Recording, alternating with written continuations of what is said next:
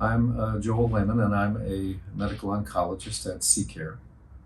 It's important to know that testicular cancer is the most common cancer in American males, Caucasian males, below the age of 40. And I don't think there's a better age group for having a malignancy and being associated with denial about symptoms than in that age group and gender. So many times when the cancer is diagnosed, it's advanced. Sometimes a young man will come to the doctor because they feel a hard mass in the testicle.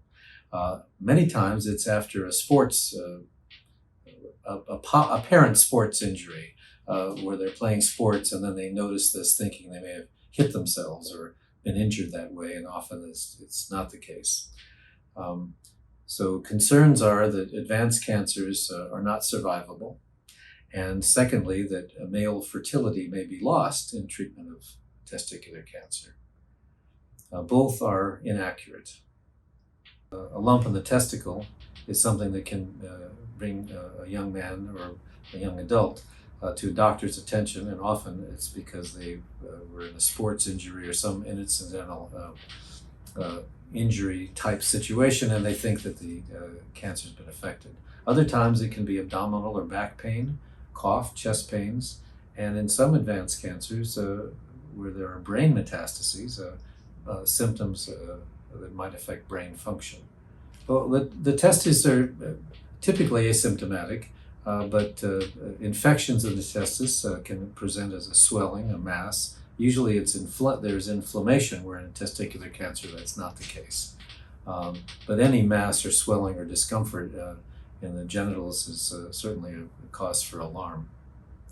There are family cases of testicular cancer, but it is not considered an inherited cancer. It's certainly reasonable to have self-exam for testicular cancer in the very age group I mentioned, up to the age of 40. It's not something that is a common enough disease as in breast cancer to recommend regular routine self-exams. However, having awareness in the young male population, as I mentioned, that this is a potential malignancy, I think that any asymmetry in the testis, remembering that they're about 2 centimeters in length, and they should be similar in size, although our bodies are somewhat asymmetric. And so any hard mass in the testis should call attention to that individual to seek physician evaluation. There is no specific risk factor that I can share with you.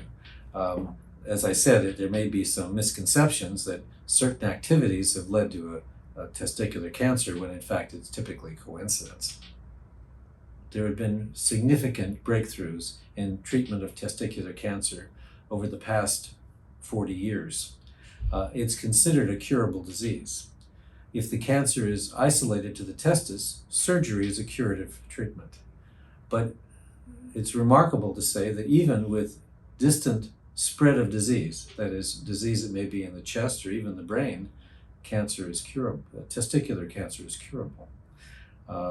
I can't make that as a 100% blanket statement, but it is a high enough percentage that every individual should be seen by a medical oncologist to evaluate options for treatment. Testicular cancer occurs in one testis or the other, and it spreads, as any cancer might, by blood and lymphatic channels. So in the evaluation of a testicular mass, many times a sound wave examination of the testicle will clearly identify whether this is a cyst or an infection or a solid tumor mass. Imaging studies will help us know if there are regional lymph nodes, that is, lymph nodes in the groin or in the back of the abdomen. And of course, full staging is important, and oncology evaluation would undertake that to look through the full extent of the body for any signs of disease. We're also helped in many, but not all, testicular cancers in having tumor markers. And what I mean by that, these are proteins in the blood that are associated with the type of germ cell in the testis. And that can be very helpful in knowing if there's a significant tumor mass, and very helpful in knowing the success of treatment. Testicular cancer, if it's localized, can be treated by surgery. There are some specific forms of testicular cancer that may be best suited for radiation treatment. But many cancers, especially when they have spread beyond the testis and are in the abdominal or chest cavities, are treated with chemotherapy. I would say we are not treating children with testicular cancer. We're treating young adults, adolescents and beyond, once the testes have matured. In treatment of testicular cancer, it's very frequent that the testis that's affected is removed by surgery as part of the plan for treatment and evaluation. Men can be fertile with one testis. Fertility does vary with the sperm count, and the sperm count will go down with removal of testis, and it will go down for a period of time after chemotherapy. And so hypofertility may in fact be the case in some men for several years post-treatment. The sperm banking is certainly a possibility, and it exists and can be done for a man with testicular cancer. This may be occurring in a man in childbearing years, and be concerned that hypofertility is a potential limiting factor in having a family. But it should not be viewed that having testicular cancer or losing one testis eliminates the ability to father a child. What would limit sexual activity after surgery or chemotherapy is any individual's vigor, that is recovering from surgery, recovering from a chemotherapy. The most significant issue for a partner in sexual activity is, would there be any chance of exposure to the partner from any chemotherapy that might be in the semen? That certainly is possible that chemotherapy drugs are in semen, but they would not be there permanently, and it usually is short-lived.